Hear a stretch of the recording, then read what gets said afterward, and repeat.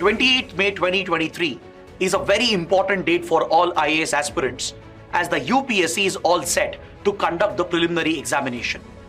It is on this date that your years of aspiration, months of hard work will be put to test. I'm sure most of you would be worried about your current affairs revision and practice. But you need not worry because we at BYJU'S Exam Prep IAS, we shall be bringing back our flagship Target Prelims 2023 free crash course starting from the 24th of April. In these sessions, we shall be covering more than 900 important current affairs topics through MCQ-based discussions. These sessions will contain in-depth explanations and expert tips to help you ace the exam. As always, these sessions shall be free on our YouTube channel, and all you have to do is to subscribe to our YouTube channel. See you on the 24th of April.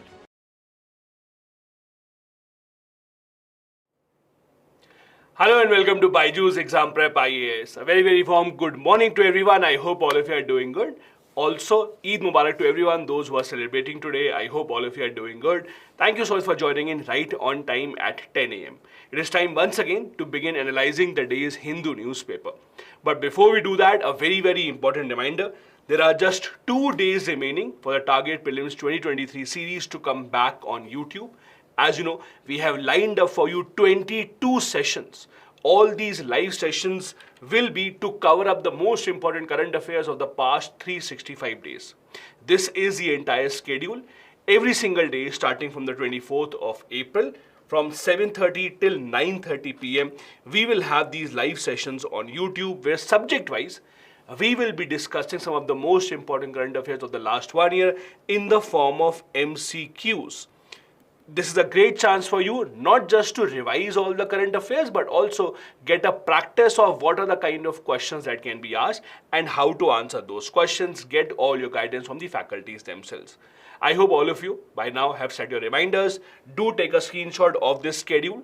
The program has 22 sessions in total starting from the 24th of April and it will run till the 15th of May and cover all parts of the UPSC Prelims syllabus specifically. Now, let's come back to the agenda for the day. These are the topics that we have taken up to discuss from the Hindu newspaper today. We will be starting our discussion with 3 articles from the editorial section. Number 1, the LOC agreement of 2007. This is based on a very recent book that has been released. So, there was a very famous IFS officer called S.K. Lamba. Mr. S.K. Lamba passed away recently. After he passed away, there was a book that was released. He had already worked on the book. This is his account of working with 6 prime ministers of India and India-Pakistan relationship under 6 prime ministers before Prime Minister Modi. This book has a lot of very interesting details. So this article is based on that book. Secondly, we will be discussing about botanical gardens because government of Tamil Nadu has announced that they will be setting up a botanical garden. So there's an article on the importance of botanical garden. Why should we focus on those and what exactly are botanical gardens? Thirdly, we will be discussing again about the judicial appointments. This topic just does not go away from the news as we have seen in the last year or so. Judicial appointments have been in the news. The tussle between the collegium and the government is just not ending. We'll be discussing about that. And then we will move on to the prelims specific topics. First topic for prelims would be about the new IT rules that were challenged in the court and the government has responded to it by saying that the challenge is not correct. We'll be discussing what are the new IT rules. Then we'll be discussing about the issue of VVPATs. Election Commission of India yesterday announced that there are some VVPATs in India which are defective and they would want the chip in those VVPATs to be changed. So Congress has raised questions. Why is it that the Election Commission of India did not tell earlier that some VVPATs are defective? Then we'll be discussing about the olive ridley turtles, again a topic that remains in the news. And in the end, PM Excellence Awards were announced. PM Excellence Awards are given out in various fields. This was given out to a specific district in Arunachal Pradesh. We'll be discussing about that as well. So these are the topics for today's discussion. Without waiting any further, let's go ahead with the first one. But before we do that, one other very interesting thing. Today is also the Earth Day. So very happy Earth Day also to all of you. And thus, this is your today's homework. I want all of you to tell me in the comment section after the video ends, why is it that the Earth Day is celebrated on 22nd of April or nearby this date? Just read about it. Why is it, or what is the logic behind 22nd April being the date that we are celebrating the Earth Day? Or if there is anything related to 22nd of April, that means what is the significance of Earth Day and why is this day celebrated? Make sure that you do tell me in the comment section after the video ends. Let's go back then.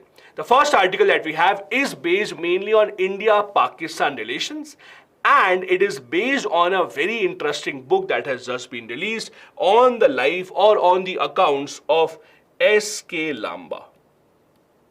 Let me first show you what the book is all about. So this is the book. Satinder Kumar Lamba, very well-known IFS officer, Indian Foreign Services officer. He just passed away recently. He had already worked on the book. The book got released after his death. The name of the book is In Pursuit of Peace, India-Pakistan Relations under 6 Prime Ministers. So he has worked between India and Pakistan to bring peace as a mediator for many years under 6 Prime Ministers. And he gives an account in this book of what different Prime Ministers did. Now, when he says 6 Prime Ministers, he is talking till the time of Dr. Manmohan Singh. He has not included Prime Minister Narendra Modi in this. His account is still Dr. Manmohan Singh, but he does make a mention of the current Prime Minister as well. Now, what is it that he is saying in the book? What is it all about? The first important thing that he is saying in this book is, doesn't matter if the government tells the public or not, but the reality is almost every Prime Minister of India since Indira Gandhi is because his career started when Indira Gandhi was the Prime Minister. So he says, since Indira Gandhi, almost every Prime Minister of India has made an effort to have talks with Pakistan. Doesn't matter if it comes in the news or not. Sometimes these are official talks, sometimes these are back channel talks. But talks have been the way forward for every Indian Prime Minister. There has not been any Prime Minister that has said that no, I don't want to talk to Pakistan. He says that even Prime Minister Modi invited him in 2017. He says that in 2017 he was invited by Mr. Narendra Modi and he was asked, would you like to go to Pakistan for back channel talks? Would you like to go there, talk to Pakistan about India, about our relationships? However, that offer did not really culminate because there was someone else who went apart from him. But what he is trying to say is every government in India has made an attempt to hold out of back channel talks. And whatever he is writing is actually true. It's not that whatever he is writing are just allegations. Why? Because the foreword of the book is written by Dr. Manmohan Singh. Also, Ajit Doval has written a chapter in the book. So the people who are involved in this case between India and Pakistan, the negotiations, all those people have also contributed to the book. So all that has been written is true. He says that under Dr. Manmohan Singh, he was sent to Pakistan multiple times to discuss on the issue of how to ensure that the peace is maintained at the border areas. He says that there was a 14-point guideline that was given to him by the Indian Prime Minister. He says that Dr. Manmohan Singh had told him that go and negotiate with Pakistan, keeping 14 things in mind. Now, mainly those 14 things were that the border will not change, the border will remain as it is, there should be free flow of trade, military presence should come down, etc. He says that the peace talks were on track before the 26/11 Mumbai terror attacks. If the Mumbai terror attacks would not have happened, maybe there could have been much better relationship between India and Pakistan. However, the problem is even after that, despite the fact that Indian Prime Ministers have tried to ensure peace with Pakistan, the problem with Pakistan is that there are too many decision makers. It's not just the government, it's also the army, it's also the Pakistan judiciary, it's also the ISI. All of them take decisions in their own capacity. And that is why, because of the series of terrorist attacks that we have seen from the side of Pakistan, be it Botanical, Pulwama, etc., that is why the relationship between the two sides has not become better. He also talks about Indian government's initiative to take away special status of Jammu and Kashmir. Now, The problem here is he says that the Pakistan government also knows that Article 370, the special status of Jammu and Kashmir that has been taken back, will not be reversed by the government of India. But even then, Pakistan government cannot openly accept it. Pakistan government also has to play to their public. Just try and understand this. If you are running the government of Pakistan, you have always told your people since your independence that Kashmir is ours, we will take back Kashmir, we will not talk to India if they don't give us Kashmir, etc., etc. And now all of a sudden, if the government of Pakistan tells its public that we are going to have peace talks with India and not on Kashmir, on something else, then the people of Pakistan itself will not accept it. So the problem is that Pakistan government is stuck in its own promises that they have made to their public over the years. That is why even though Pakistan government realizes that the reorganization of Jammu and Kashmir will not go back, even then the Pakistan government is not able to accept that. He also says, as I said, that all Indian prime ministers have had back channel talks. Now what are back channel talks? Back channel talks means that we are not officially meeting in each other's country. Maybe in a third country, some diplomats are meeting without telling the media. For example, UAE has been the mediator of a lot of these back channel talks. Russia, or earlier when it used to be Soviet Union, they used to be the mediator of a lot of these back channel talks. So back channel talks again are these talks which happen without telling the media on an informal stage, without a very specific or strict agenda, just to talk to each other and see how exactly can we improve relationship between the two. And you would have seen this. We just had a few days back, we had this very unfortunate terrorist attack in Jammu Kashmir just a couple of days back. But if you go before that, there was a very significant period of time that the border between India and Pakistan has been silent. If you see in the past couple of years, the news that we are hearing about the border issues are about India-China border. Remember, they are not about India-Pakistan border. Because for India-Pakistan border, kind of settlement has been achieved, kind of ceasefire has been achieved. But the problem is that these kind of terrorist attacks that take place, they have the potential to disrupt the entire process. It is also significant because Pakistan's foreign minister is coming to Goa. Why is he coming to Goa, by the way? Just to chill? Get away with friends or something else? Why is Pakistan's foreign minister coming to Goa, by the way? Please don't Google. Yes. Coming for the SCO, not SCO summit, SCO's foreign ministers summit. So SCO's foreign ministers are meeting in Goa and Pakistan's foreign minister would also come in. Now this is a very significant visit because for a long time, no higher dignitary from Pakistan has come into India. And that is why this is a significant visit. But again, just a few days before the visit, this kind of a terrorist attack in Jammu Kashmir, that again raises questions about whether Pakistan or Pakistan establishment is actually ready for peace. The author also says that with Pakistan, it is still easy to achieve ceasefire. The problem right now, at least since 2020, is more on the LAC. LAC, as you know, line of actual control, is the India-China border.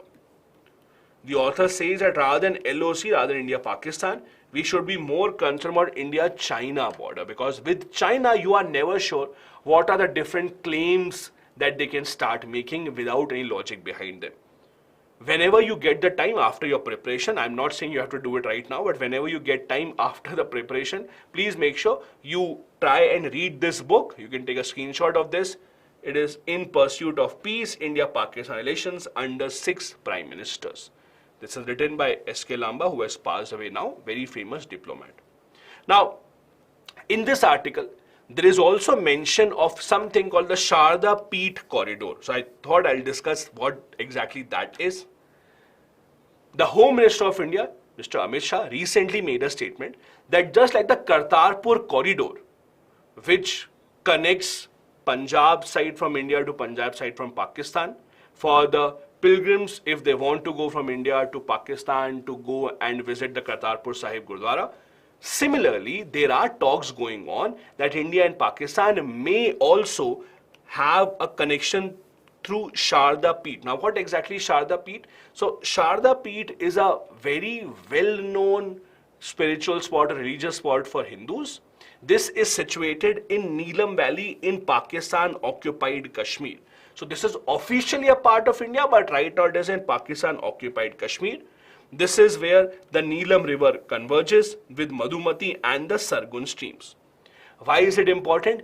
This is one of the 18 Mahashakti Peeths and is considered to be the abode of Hindu goddess Saraswati. That is why it is important. You all would have seen that the word Sharda is used by a lot of educational institutions as well. There are universities by this name, there are schools, etc. by this name. This is because it is connected to goddess Saraswati. Also, at that point of time, there also used to be a very famous university which was at par with Nalanda and Takshila. It used to be a very famous center of Vedic works. That is why it is extremely significant. It is close to the temple and it is considered as one of the world's oldest universities to have been found. So much so that this university had its own script. That script was also called as Sharda. So this is again an important fact. Do remember about this. The Home Minister of India has said that we are in talks with Pakistan so that people from India, those who want to visit the Sharda Peeth, they should also get a connection. They should also get a kind of a connectivity route, just like we have done with Kartarpur Corridor.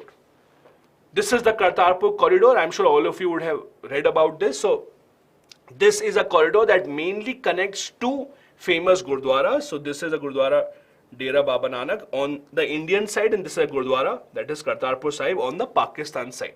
So what happened was earlier, before this, if any pilgrim from India had to visit this Gurdwara in Pakistan, they had to take the visa, then fly to Pakistan, and then especially come to this Gurdwara, although this is very, very close to the border. So now what has happened is there has been just a road connectivity that has been provided here. Without any visa, etc., the pilgrims can come from here and they can visit this Gurdwara. Earlier, what used to happen was, over here, there was actually a binoculars that was set up. So people who wanted to, let me change the pen color. So people who wanted to visit this Gurdwara, they had to come here and use the binoculars, and with the binoculars just see this place. That was how the pilgrims used to visit this Gurdwara earlier, if they could not all the way take the visa, etc. But now this corridor has been set up, as you know. This is the corridor. It's about 2 kilometers long. You do not require a visa for that. You can go there very easily. This is the Kartarpur Sahib Gurdwara. This is in Pakistan, and the Dera Baba Nanak. This is on the Indian side of Punjab.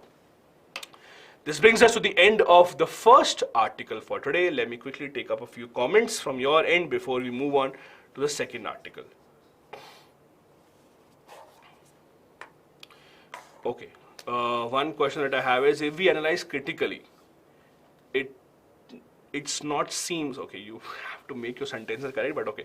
If we analyze critically, it doesn't seem like our relationship with neighbor is faded due to China, BRI, blank check diplomacy, or somehow territorial conflict hindering India's potential growth. I'm not sure if you have framed your sentence correctly, but I think what you mean to say is our relationship has faded because of China's interference and not because of something else. Is that what you're asking? I'm not sure. You can clarify your question until then. Let me take up other questions. Okay.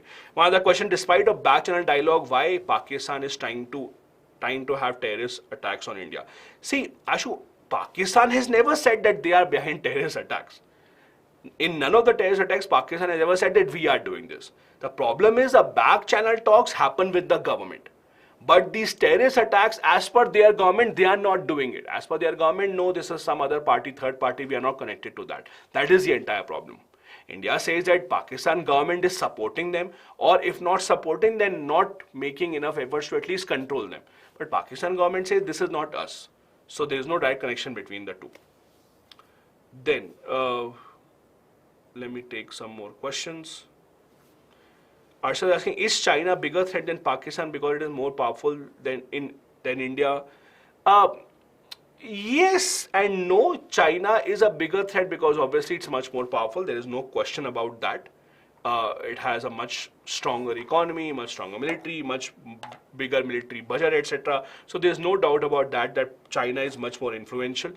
The other problem with China and Pakistan, or the difference is that in case of China, they are a country which you cannot predict. With Pakistan, for example, you know that there's a border issue, so there will always be presence of soldiers there, so you're prepared for that. With China, the problem is you never know when they attack and when they just go back. It's very unpredictable. All of a sudden, the news will come, they have renamed the names of places. All of a sudden, the news will come, their soldiers have set up villages nearby the borders. That's the bigger problem with China. That they are unreasonable. For example, with Pakistan, you don't say that Pakistan all of a sudden will say Delhi is our area, Mumbai is our area. No. They have laid claim to an area, but they are not randomly laying claim to any area. But with China, you don't know what will they actually next come up with. Then I have a question. Are still back channel talks open? Ishwar, I hope they are open. If they are open for the public, then they will not be as secret as they should be. But I think they are open. There are many articles that tell us that back channel talks are still open between the two. Then I have a question. Why India is not giving their open view in defense of Chinese statements? India does give their statements. Why do you think India is not giving the statements? Maybe you are just reading the Chinese statements. Whenever the Chinese government does something, India also releases those statements or responds to those statements. So don't think India is not releasing the statements. We are also doing that. Just that Chinese government has its own official newspaper called the Global Times. So their views maybe get more attention than ours, but Indian government also responds. Okay, I'll take one last question before we go ahead. As like Pakistan, China consciously changes name time to time, isn't it violation of India's sovereignty? Let me give you an example. If I say Beijing from tomorrow will not be called Beijing, it will be called Bareilly. Is it a violation of China's sovereignty? What do you think?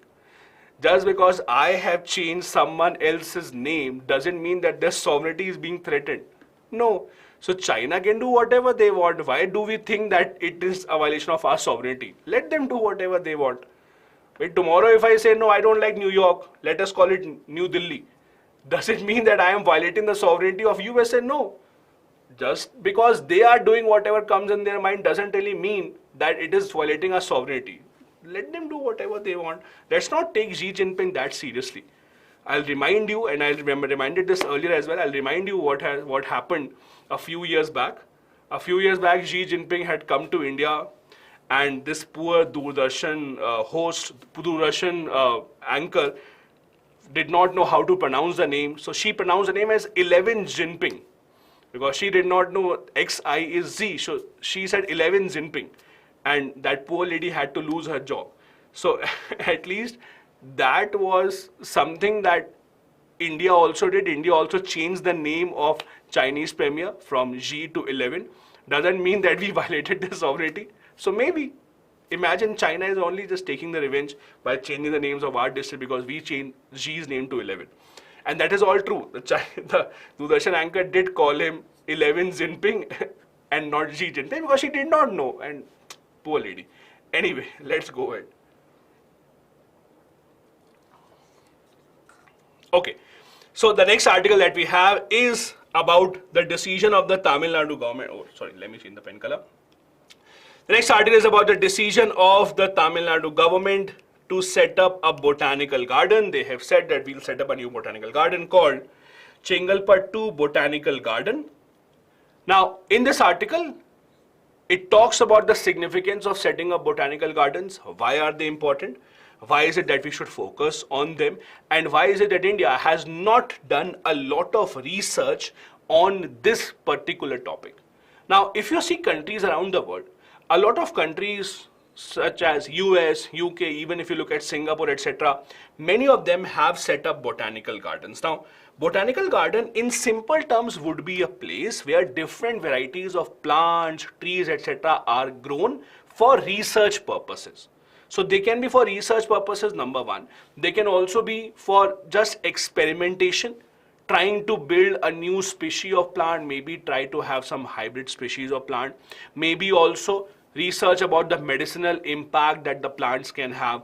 All of these research, etc., are done in botanical gardens. Keeping that in mind, the decision of Tamil Nadu government to set up a new botanical garden should be celebrated because it is a good way forward.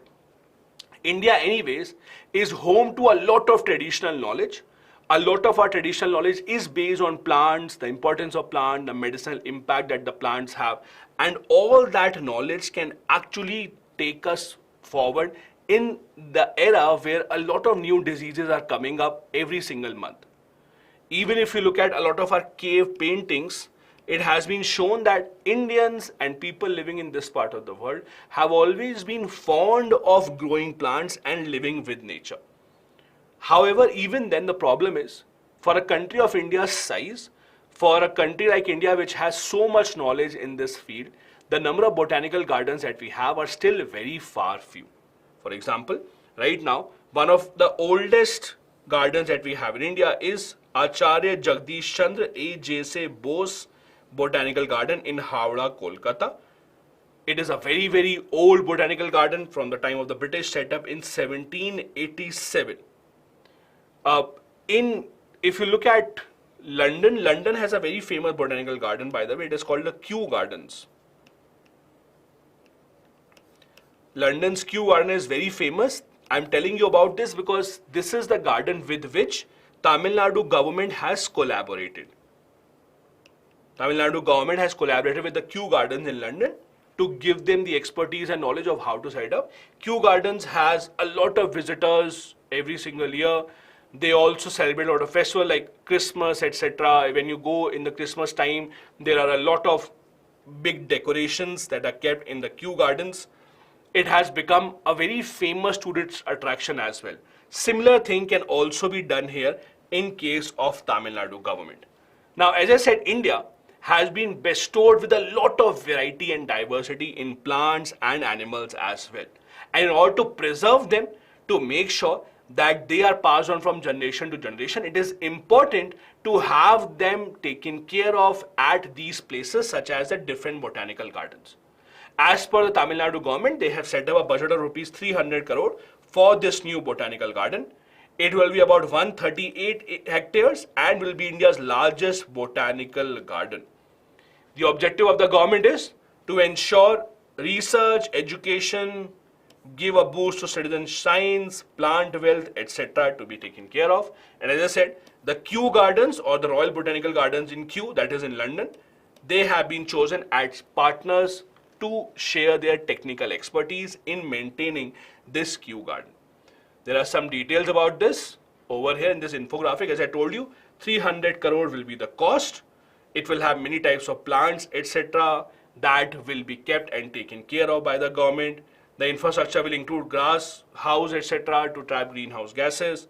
Also, Kew Garden of UK has been roped in as the official partner of this particular botanical garden. Now, the botanical garden, if you want to define it, it's a very simple definition.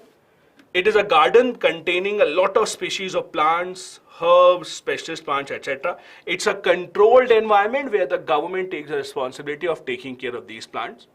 Also, there are a lot of experimentations that go on in these kind of facilities. The scientists try and see the different properties of plants. Can they ensure that there's a new hybrid species of plant that can be introduced in the market? Also, a wide range of plants are labeled by their botanical names. As you know, the botanical names of the plants are very, very different as compared to normal names that you and me use to call out the plants. These are some of the important purposes of how or why any botanical garden is used: to carry out research, to acclimatize exotic plants as well. What are exotic plants? Exotic plants means those plants that are not of your country or your environment. So if, let's say, a new plant has been introduced in India, a plant that used to grow in, let's say, temperate environment, and we have taken up this plant and we now want to grow it in India. So to get that plant used to our environment, to see how exactly can we use this plant in our country, these plants are first usually introduced in botanical gardens. We also use botanical gardens to have new hybrids, to conserve rare and threatened species of plants. which are not able to survive out in the open because people are not taking care of them. So maybe those species are also conserved over here. They also serve as the gene pools of different plants which are economically important, so that these genes pool can be used to create new types of seeds. Also, they can ensure that people who are interested in science or interested in plants from a young age, they can also visit here and evoke their interest, so that later on they can also take up studies in this field. Because usually you would also know, if you ask 100 students, what do you want to become when you grow up?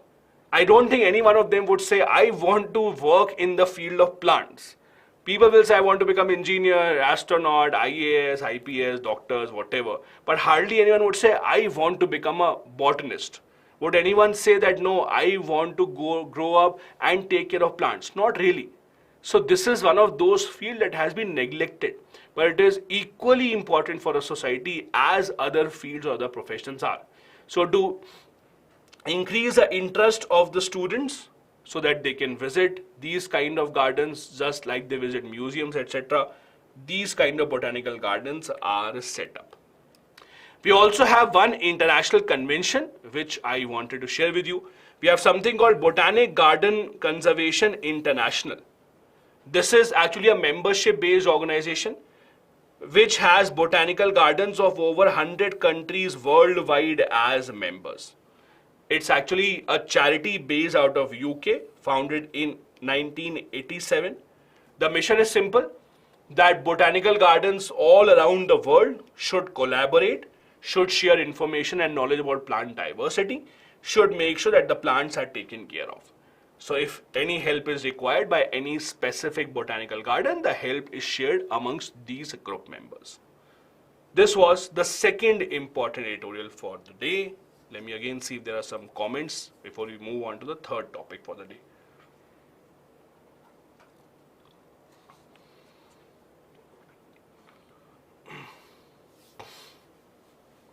Arshad, not annotated PPTs. You can get the original PPTs. You can download them from the description of the video. So if you go to description, there's a link given where you can download the PDF. They're not in the annotated form, they're in the blank form. Yes, botanical gardens also serve as tourist places. See, it depends upon tourists whether they want to visit plants and trees when they are on a visit. If they want, they can. Most botanical gardens are open for tourist visits. As I told you, the Royal Botanical Garden in Kew in London, it attracts a lot of tourists every single year. Jigar, R&D produced seeds are not distributed. They first go through a lot of research. They first go through a lot of testing. Then it has to be approved by the government. Only then they introduce in the market. They're not just distributed like this.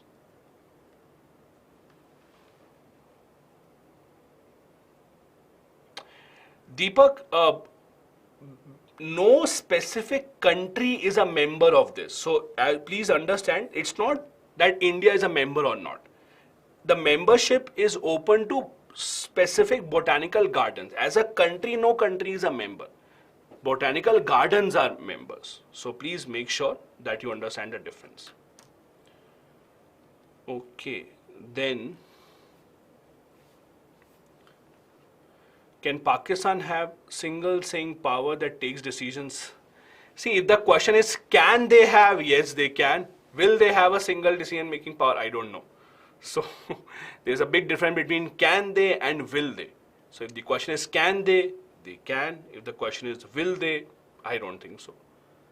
The simple idea is no one wants to give away their power. In Pakistan, if there has been, and you can just understand this.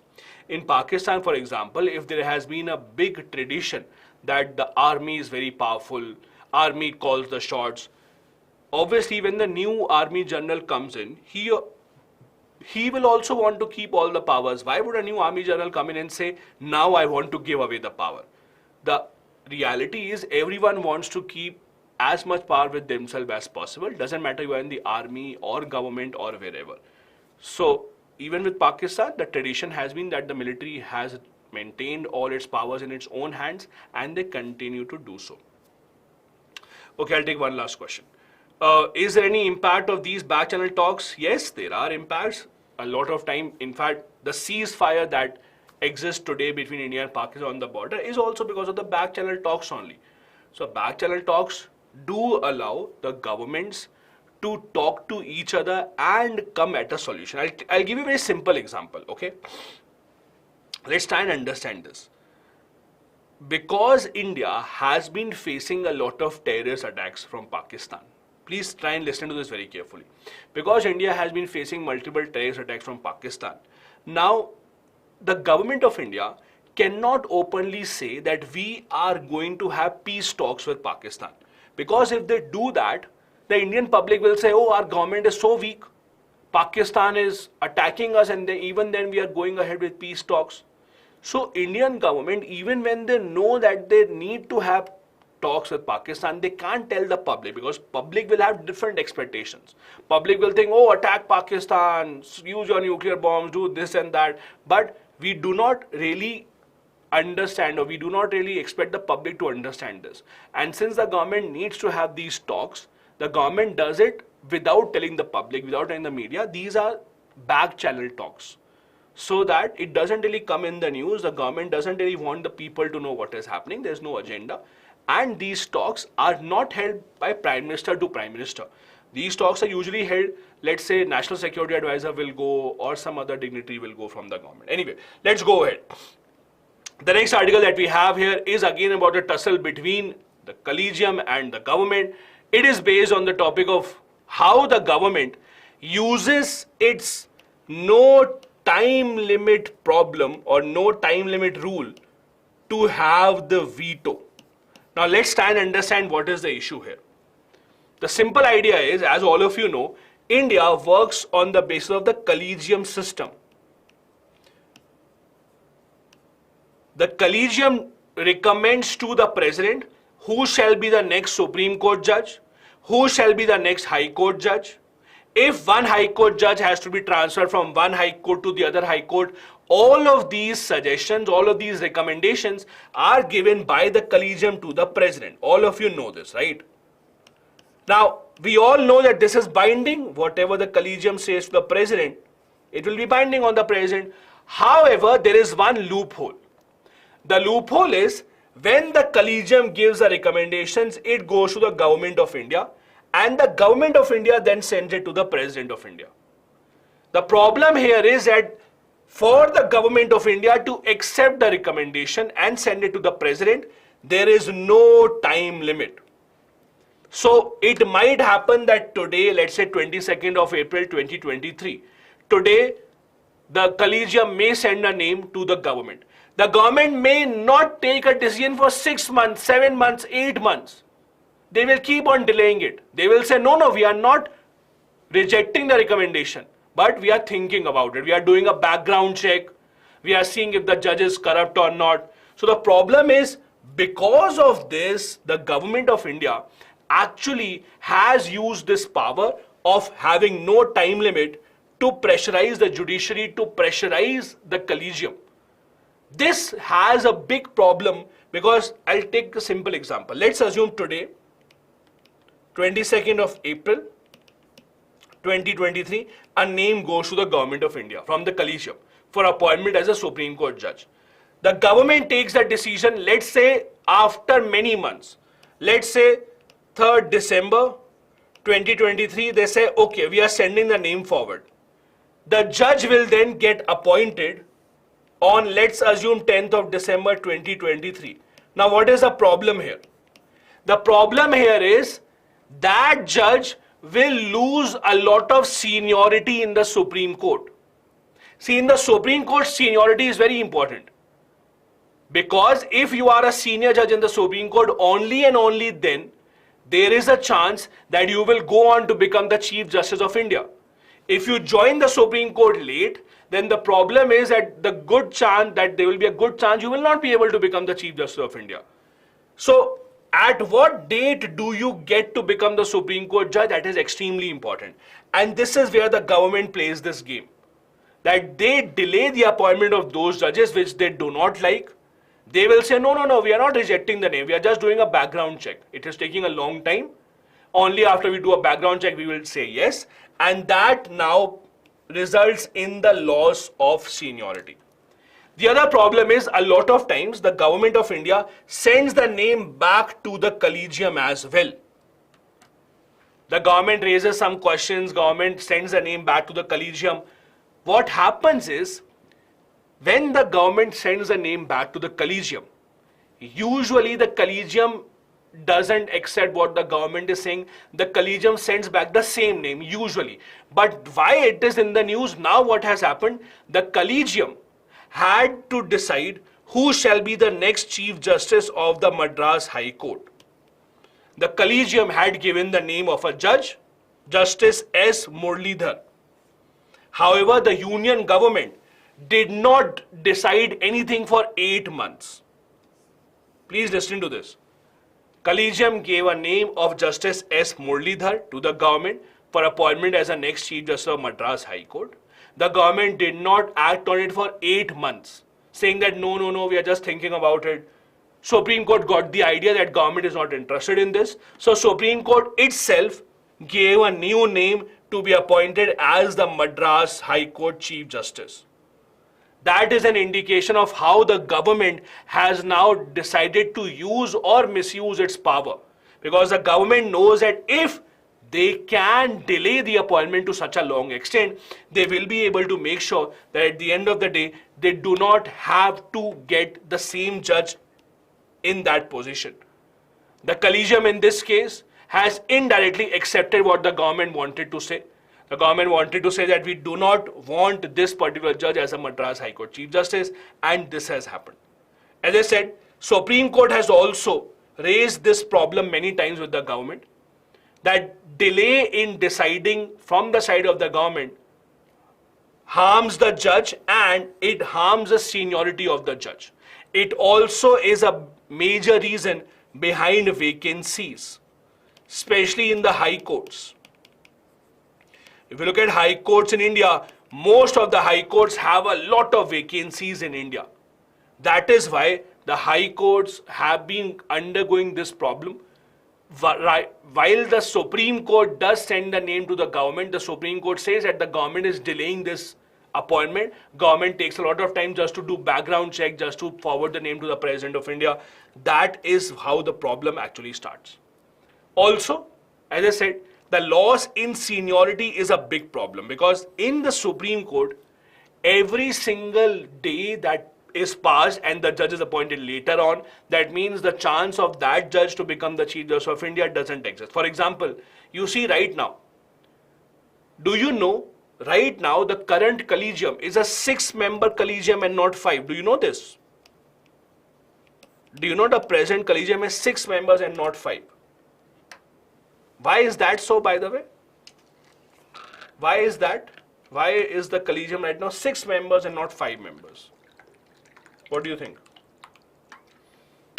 Okay, those who are saying no, don't worry, I'll explain. The question is to those who are saying yes. If you know collegium right now is 6 members, why is it 6 members?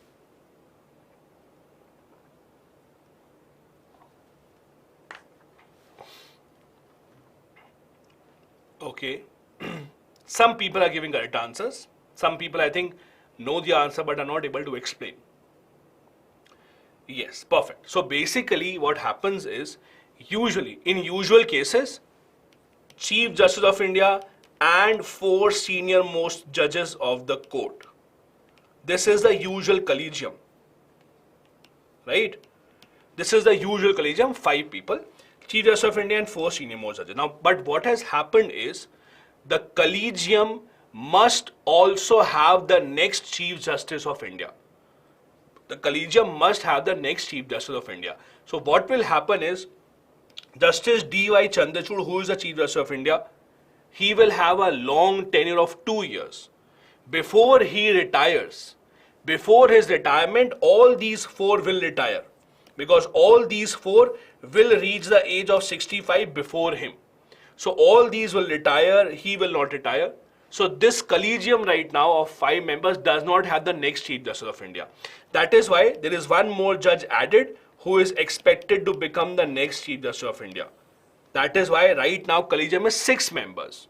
Usually it is 5 members, but the next person, next judge who should become the Chief Justice of India in terms of seniority is also included here. So as you can see, with these 4 judges, if they would have been appointed to the court earlier, they may have had a chance to become the Chief Justice of India. So just because the appointments get delayed, their seniority is hurt, that is what the problem is. With the Chief Justice of India, age matters the most. At what time did you come in the Supreme Court matters the most. And that is why even if a judge, his appointment is delayed by 1 month or 2 months, that can cost the Chief Justice of India the post of the Chief Justice. I hope all of you know the difference between NJAC and collegium system. The Government of India introduced the NJAC as a constitutional amendment, National Judicial Appointment Commission, but it was struck down by the Supreme Court. The government does not like the collegium because government does not want the judges only to decide, the Supreme Court, High Court judges. Government want that they should decide it. The idea was that we will have NJAC. NJAC would have 6 members. Chief Justice of India, Supreme Court Judge, Law Minister, and then 2 other members appointed by a committee from the civil society. So the idea was there should be a 6-member committee, 3 from the government, 3 from the judiciary, 3 from outside the judiciary. But judiciary did not like it, they struck it down, and we are back to the collegium system once again. This was our 3rd topic from the mains point of view. Now it is time to move on to the prelims specific bits. Before I do that, let me quickly take up one or two more questions and then we'll go ahead. Jairaj is saying, why Chief Justice of India's are always so aged? Why age is considered as a qualification? Age is not considered as a qualification. Age is only considered for retirement. But to come to the Supreme Court, you have to go through a lot of courts. So automatically when you reach that post, you become aged. It's like asking, why are grandfathers always so aged? Why grandfathers cannot be young? So if I ask you that question, why are grandfathers always so aged? Maybe you'll get your answer. Okay. Then I have a question from Kavita. Can next Chief Justice of India be changed? Yes, next Chief Justice of India can be changed. It's not that always the senior most has been appointed. There have been some exceptions where the senior most judge has not been appointed, but usually it is expected that the senior most judge by experience, not by age. Remember, when we say senior most judge should be appointed as the Chief Justice of India, senior most means senior most by experience in the Supreme Court. Senior most is not by age. So that judge that has had the longest tenure in the Supreme Court after a Chief Justice of India gets to become the next Chief Justice of India usually. Okay. Why Chief Justice of India is appointed for just 1 month? No, Chief Justice of India is not appointed for any tenure. Please remember, Chief Justice of India is appointed till the retirement age of 65. It can be 7 days before 65 years. It can be 7 years before he turns 65. That doesn't matter. It's the retirement age that is decided, not the tenure. Yes, CJI can also be impeached just like other Supreme Court judges. Perfect. Let's go on then. Now it's time to move on to the prelims specific news. The first prelims specific news is about new IT rules. Tell me, how many of you have heard a name called Kunal Kamra? Many of you might have heard about him. Some people would be his fans. Some people may not have that kind of view. Many people would have heard of this name, Kunal Kamra. Okay. Now, why am I discussing this? If you don't know about him, don't worry. He's a comedian, stand-up comic. Now, the reason why we're discussing about him is he actually filed a petition in the court against the new IT rules. This is why he is in the news.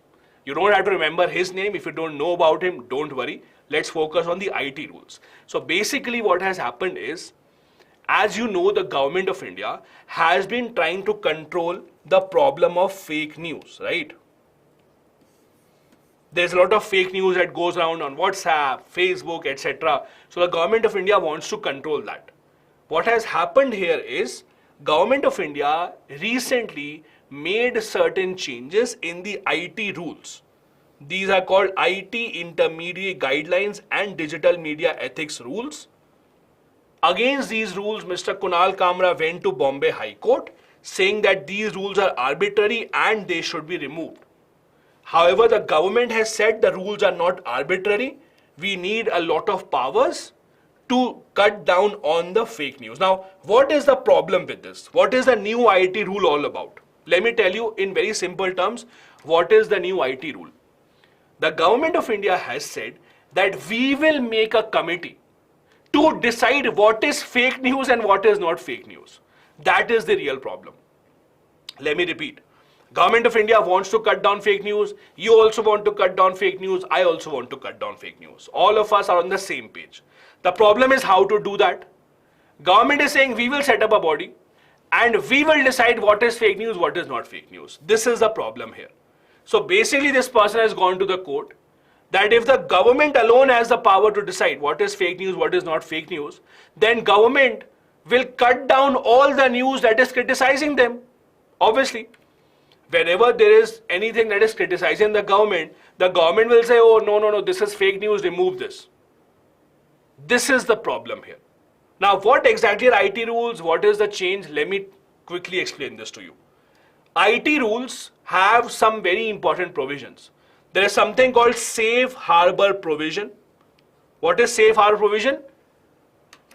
Let's say you use Facebook, Twitter, Instagram, or TikTok, or whatever, Snapchat, and you post a news that is fake. Let's assume you make a video, edited a video where you show someone killing another person, which is a fake video, and you start to circulate that, saying that, oh, this person of one religion is killing person of other religion, everyone should leave the city, etc. If you, let's assume, post this on Facebook, who should be punished? Facebook should be punished, or the person who posted the news should be punished? What do you think? Should the Facebook be punished, or the platform which has that news, should they be punished, or the person who actually originated the news, that person should be punished? Yes, the idea is that the person should be punished, because see, when Facebook has billions and billions of people who are using the platform, it is not possible for them to keep a check on everyone. So there is a provision called safe harbor. Safe harbor means the government will not punish these platforms. For any fake news, government will not punish the platform as long as the platform is helping the government by following all the rules. If the person is caught by the government, the person will be punished. Government will not punish the platform for all of these kind of fake news as long as the platform is abiding by the government rules. Second, first originator, meaning that all these platforms have the responsibility to use technology and identify the person who started the fake news. This is also something that the government has put the responsibility of on the social media platforms, that you have to identify who was the first originator of the news, and you will have to share that with us. Only then you will get protection from us. Now, what are the new regulations? As I said, the new regulations are: number one, the government has the power to decide which information is bogus and which information is not bogus. The government has set up something called the fact check unit. Fact check unit set up by the government will have limited powers. The limitless powers of the unit will be used to decide which news should be allowed and which news should not be allowed. All these are issues that exist with the new IT rules. This is why Mr. Kamra had appealed in the Bombay High Court, but the Bombay High Court has asked from the government, what is your point of view? The government has said that no, the claims of the petitioner are bogus because we are the fact checker. We have checked the fact. The petition is bogus because we have limited powers, and this should not be allowed. So the government is standing by its new rules. The court will decide whether the new rules should exist or not. Then the next article that we have is about VVPATs. As you would have read, VVPAT is Voter Verifiable Paper Audit Trail. Now, I am sure all of you who have at least voted once would have seen the VVPATs. The simple idea is you have this EVM machine. Attached to this, you have another machine called VVPAT. So basically, let's say if you vote in the EVM machine, let's say you vote for BJP, what will happen? There will be a printout slip that will come out from the VVPAT. On the slip, you can see the symbol of the party which you voted for and the name of the candidate. You can cross-check that if you press this button, was the same person's name or was the same symbol printed or not. You cannot take the slip. It will be under a glass cover. The slip will be cut and it will drop down into the box automatically. This is what the VVPAT is all about. It is to verify whether EVM is correct or not. This is the simple idea about the VVPAT machine. The problem here, why is it in the news, is because the Election Commission of India just said that a lot of VVPAT machines, about 6.5 lakh VVPAT machines, are defective. They have to be brought back to their manufacturers and they would have to be changed. Over here, let me give you your second homework for the day. I gave you the first homework for the day when we started the session. The first homework was you had to tell why 22nd April is the Earth Day and no other day. Second homework that you have is which are the companies that are responsible for manufacturing VVPAT. Do tell me in the comment section after the video ends, leave that in the comment section, which are the companies that make VVPAT or which are the only companies that are allowed to make VVPAT and no other companies. Now Congress obviously is not happy. They are saying that if so many VVPATs are defective, Election Commission should have said this earlier. They are not following the rules. Now you may or may not agree to this, but this is what the Congress is saying. Ashu, no, you cannot take the receipt home. So basically VVPAT has a glass cover. Under the glass cover, the printout slip is visible. You can see the slip and it will just go ahead. It will drop down in the box. You cannot take it home. At least till now you cannot take it home. There is 7 seconds time period. For 7 seconds, the print will be or the slip will be visible and then it will drop down. As simple as that. Now, this is how the VVPAT machine works. A few details here, please do remember this. Why was it introduced? Basically what happened was a few years back, there were people who started questioning that EVMs are not correct. Obviously the parties that lost the election, they started questioning. There was in fact a case of last Punjab election. So last Punjab election, there was a candidate who had contested election. This candidate, just a non-serious candidate, this candidate had about 7 family members who all voted. When the votes were counted, he only got 4 votes in total. So he said, I should have gotten at least 7 votes, at least 7 family members have voted for me. So means there is something wrong in the EVM. Now, no one knows who voted for whom, but there were these kind of stories that came out that EVM machine, you press some button and the vote goes to someone else. So what happened was the VVPATs were introduced. Why? Because let's assume that the EVM shows the result that in this EVM machine, BJP got 1000 votes. Congress, let's say, got 600 votes. And let's assume DMK got 500 votes. Now, if you want to verify this, what will happen? You can take out the slips from the VVPAT and count the number of slips. If the number of slips are the same, if the BJP has 1000 slips, Congress has 600 slips, DMK has 500 slips, then it is correct. So this is to verify EVMs. This is the idea. Also, all the VVPATs are not counted because if you count all of them, then automatically the same problem will start. You will go back to paper ballot only. The idea of introducing EVM was to stop wasting time.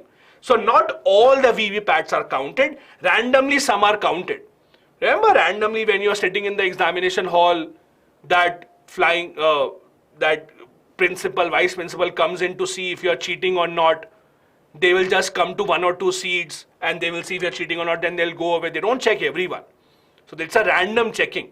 Similarly here also, and they always check the person who has a slip. Similarly here also, randomly VVPATs are picked up. They check certain VVPATs, everything is fine. That is how the VVPATs work. As I said earlier, there are a lot of articles in the past few days about the VVPAT machines being defective and why Election Commission of India has not said anything about this. The next article is about olive ridley turtles. These turtles that come in the news every few weeks.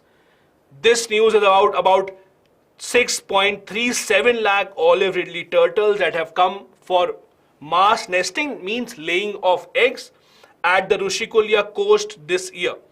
This is in Odisha's Ganjam district, and this is a record. Never ever has this district seen so many olive ridley turtles earlier. Now, Odisha, as you know, anyways, is famous for the nesting of the olive ridley turtles. What do the olive ridley turtles do? They come and they kind of dig into the sand nearby the beach. They dig holes, and this is where they lay the eggs. They hatch about 40 to 60 days later. When the turtles take birth, they again go back into the sea. Odisha government and the government of India has taken up a lot of measures to make sure there is no interference in that area. Tourists are not allowed to go nearby that area when the hatching season is going on. This place, that is the Gahirmatha beach in Odisha, which is the most famous place for the hatching of the olive ridley turtles. It is also regarded as the world's largest rookery. Rookery means a place where the laying of the eggs actually happened. So Odisha anyways is extremely famous, and in Odisha also is a Gahirmatha beach. If you are from Odisha, maybe you have visited this. This is an extremely famous beach, mainly known for the olive ridley turtles. There are a lot of details about olive ridley turtles that you must remember. They have been asked in the prelims examination earlier as well multiple times, and they can be asked even now. They are the smallest sea turtles found in the entire world. They are called olive ridley because of the color olive. Their IUCN status is vulnerable. They are in Schedule 1 of the Wildlife Protection Act, means given the highest protection possible.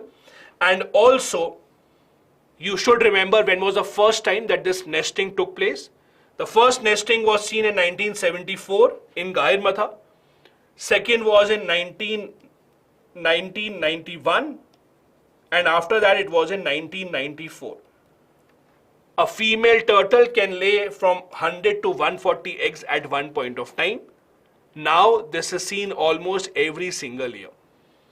These are some of the initiatives taken to protect olive ridley turtles in India. We have something called Operation Olivia. It is carried out by Indian Coast Guards. Do remember this? This is to protect the olive ridley turtles when they nest and when they go back. We also have the turtle excluder device. Please do remember this as well. This is a device that is given to fishermen. So if they are using big ships, big trawlers to catch fish, they should not catch turtles. So if they catch olive ridley turtles, they have to send them back. This is the device, turtle excluder device, because turtles you can't fish. They are in Schedule 1 of the Wildlife Protection Act. You have to send them back. And then we also have Odisha government's initiatives to protect olive ridley turtle. For example, 50% of or over half of olive ridley population in the world just comes in from Odisha. That is why Odisha has Odisha Marine Fisheries Regulation Act of 1982, under which they have prohibited fishing in the coastal waters where the nesting season actually takes place for olive ridley turtles. So whenever there is nesting season, the fishermen are not allowed to go in that area so that they don't interfere with the olive ridley turtles. The last news for the day that we have is about an award that has been given out. We are talking about Prime Minister's Award for Excellence in Public Administration. Arunachal Pradesh district called Changlang, that is also India's easternmost district, was given this award for a new project. The project is called New Age Learning Center. So it's kind of a smart class library kind of a center that they have set up for futuristic learning. People from all age groups can come in, can learn. They have all the resources there. Even if they don't have their own library, even if they don't have their personal books, they can come into here and they can make sure that they can take as much knowledge as they want. Please do remember the name of this district. This is India's easternmost district.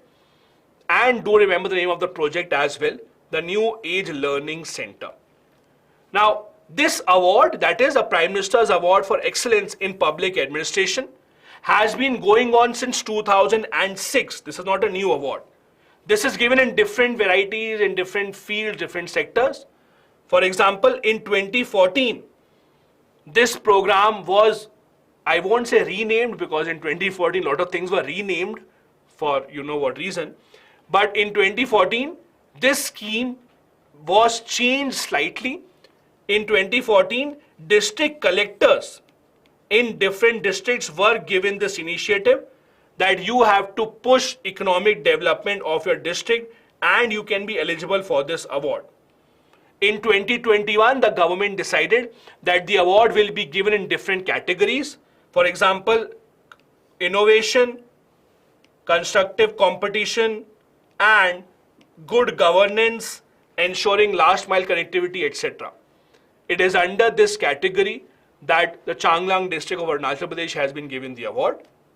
These are the different categories, do remember this, under which the awards are given out. Promoting clean water, promoting healthy India, promoting quality education, promoting aspirational district program and innovations. There is one more award given a few days back. That award was given to PM Gati Shakti Plan. The PM Gati Shakti Plan also got this award for excellence in public administration. They got this award under the innovation category. So these awards are not just given to districts, these awards are also given to these kind of initiatives taken from the side of the government. And this brings us to the end of today's session of the Hindu Newspaper Analysis. There are a couple of practice questions right in front of you. I hope all of you do take these questions seriously and try and answer these as soon as the session ends. So you have to move over to our Telegram channel to attend the quiz based on the question that we just discussed. I have 2 homework questions for you. I hope all of you will search about that and leave your answer in the comment section of the video. Thank you so much for watching. I'll see you tomorrow sharp at 10 a.m. once again. Have a good day. Bye-bye. Jai Hind.